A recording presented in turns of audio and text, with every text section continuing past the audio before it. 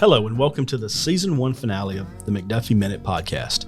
This is the place for McDuffie County residents to find out everything they need to know about the governments of McDuffie County, Thomson, Deering, the school system, and all points between. I'm one of your hosts, Jason Smith. And I'm Christopher Wells. Hopefully many of you have seen the pictures on the school's social media accounts throughout the month of June. Our summer transition kids have been visiting the Thomson-McDuffie County Library each Tuesday for fun and informative programs that encourage literacy. So today, we're going to explore all the great things that our local library has to offer. Joining us today to talk about why it's so much more than just books is branch manager Jill Brooks. Thank you for joining us. Thank you for having me, guys. Well, thanks, Jill, for being here.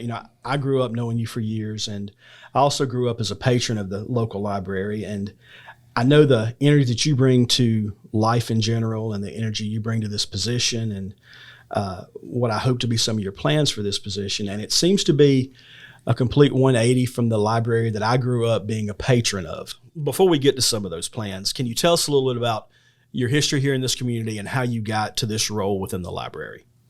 Yes. So I grew up in Thomson. I'm a lifelong citizen of McDuffie County. I am a proud graduate of the class of 84 from Thomson High School. And so I grew up here, graduated high school, went to college. I have had all kinds of jobs.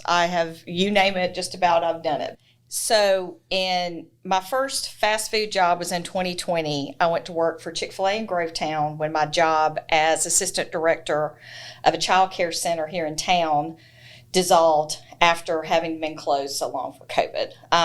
So I was at Chick-fil-A and found out that the position I had at the library in 2007 was open again. And I got a call from the branch manager asking if I would like to come back in my old position.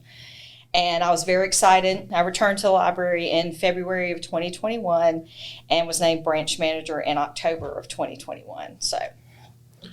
And so you've been there almost 2 years now, which should give you some time to come up with, one, infuse this energy we've talked about, but two, come up with some plans like for this summer. So talk to us a little bit about the summer programs you currently have running and some of the other things that you have on the horizon. Okay, so we have been wide open since May 23rd. That was our kickoff with Todd Key, who is a fantastic performer. And we have had performers and programs every Tuesday since. We just finished up a program with Keith Carnock. We had 166 people that came to see us, and we had a really good time. So we're winding down, but there's still plenty of opportunities. For example, we got a public story time this Thursday at 11 o'clock. Next week, we'll be closed on Tuesday for the 4th. And then we have a kids craft workshop on Wednesday the 5th. We are showing a movie, Puss in Boots Last Wish, on Friday the 7th at 10. We have another program, Fiddlin' Dan, Tuesday the 11th at 1. And then we have our end of the summer party is going to be Friday the 14th.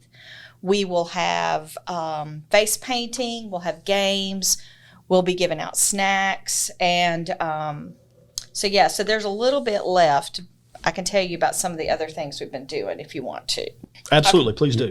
Okay, so one of the things that we had new this year is we had virtual reality gaming, which has been a blast. So the library system bought some VR headsets, and the kids have come out and had a really good time playing with those. We're actually going to be getting a few more of those so we can expand on that virtual reality programming piece. And we also have been having STEAM sessions where kids come in and we have all kinds of cool STEAM toys, and that's great because it's just free play for kids, and so the kids have really enjoyed doing that.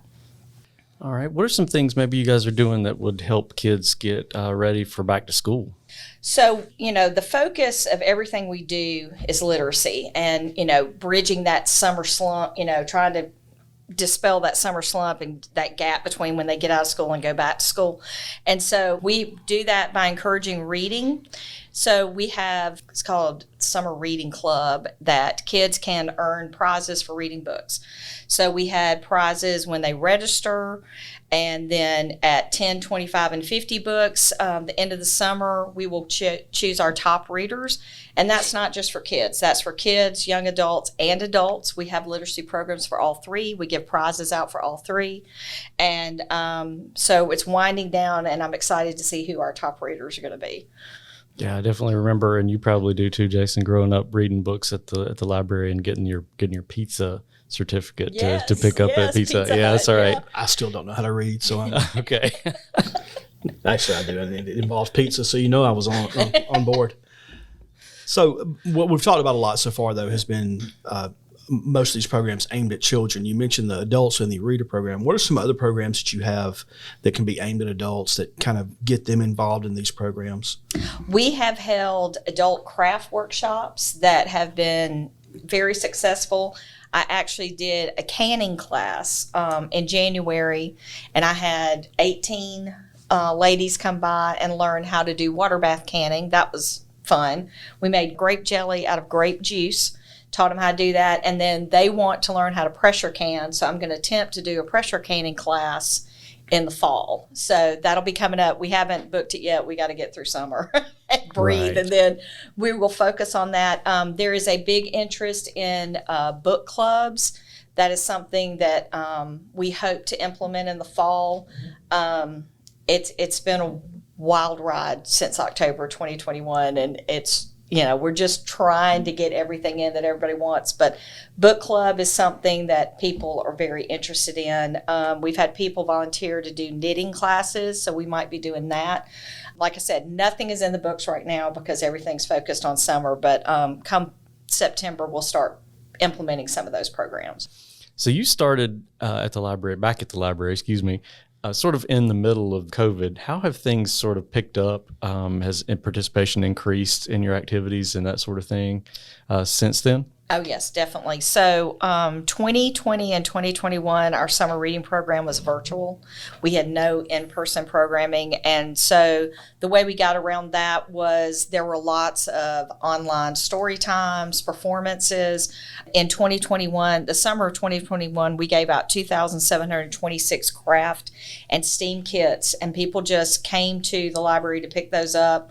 We also delivered those to local child care centers.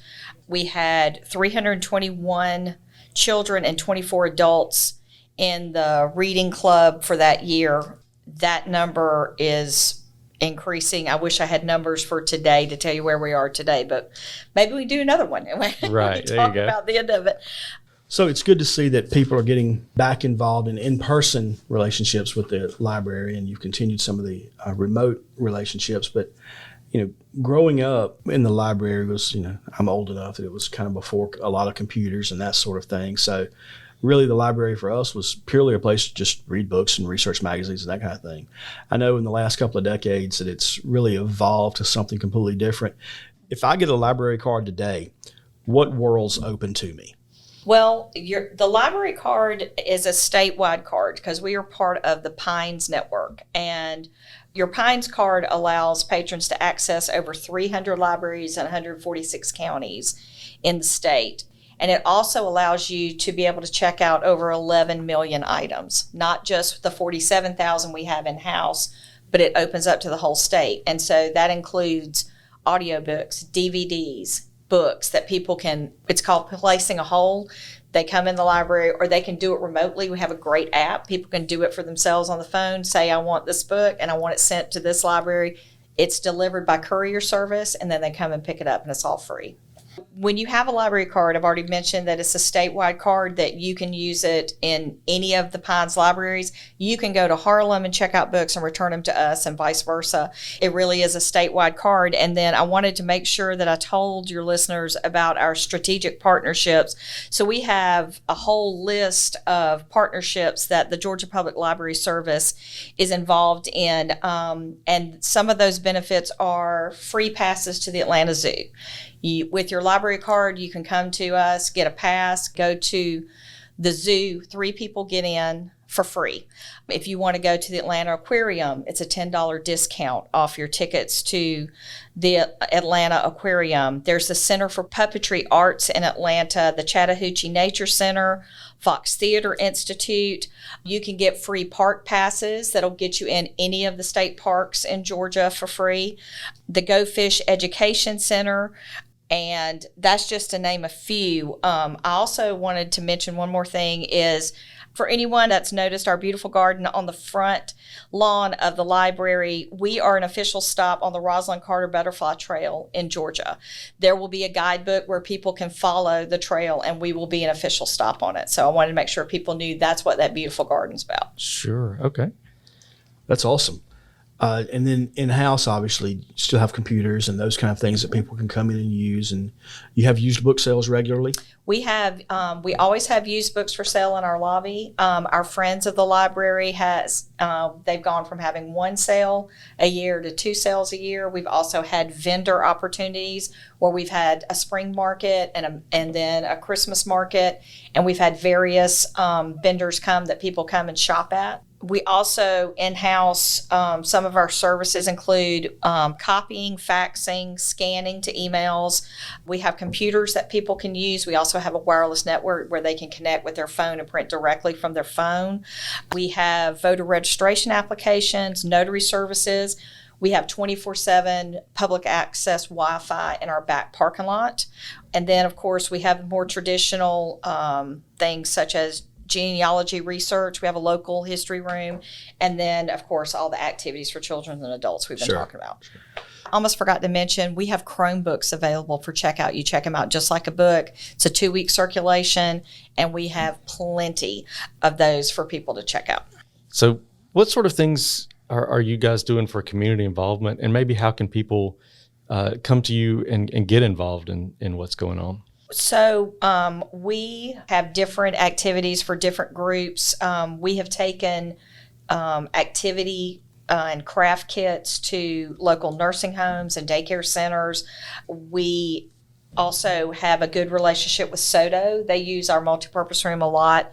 They come and watch movies. We just had the Senior Citizens Center come and bring a group today. And so while we had a program in one room, we had a movie playing and popcorn in the other room.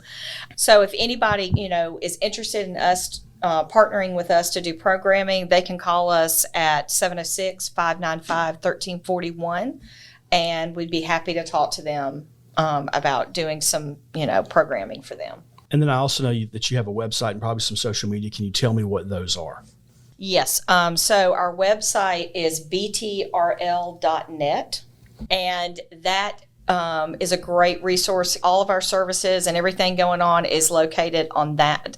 We also have a Facebook page. People can follow a system Facebook page, and then our branch specifically, that they can find out what's going on at the library. Well, Jill, thank you so much for joining us today for the 12th and final edition of Season 1 of the McDuffie Minute. And thank you for the energy that you bring to the library and all that you do to promote literacy in our community. Thank you for having me. If anyone is interested in joining the Friends of the Library, we have a great active Friends of the Library group, and they can call or come by the library to find out about that group and how they can join. We appreciate all our listeners who have stuck it out with us during this first season of McDuffie Minute. We hope we have enhanced your understanding of the wonderful community we live in. Please continue to log on and tune in as we bring you the first episode of Season 2 starting in late July and covering the start of the new school year. As always, we hope you continue to find ways to get involved with something good happening right here at home. By doing so, you can help make your community a reflection of you. Well, that's a wrap on Season 1 of the McDuffie Minute. We'll hope to see you in Season 2. And when you get a chance, take a minute and learn a little bit about McDuffie County.